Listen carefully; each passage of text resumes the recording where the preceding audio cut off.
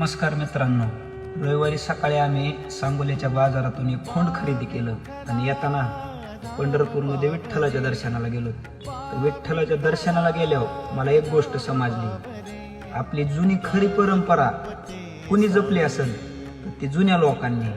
कारण तिथं पंढरपूरमध्ये प्रत्येक वयाचे भाविक दर्शनाला येतात. रोज फुल गर्दी असते हे आपल्याला सगळ्यांना माहिती आहे. तेवढ्या गर्दीत पायजमा धोतर फेटा घालणारी जी जुने भाविक आलेले होते ना, तेवढ्यांनीच त्या खोंडाचं दर्शन घेतलं. का तो महादेवाचा नंदी असतो म्हणून.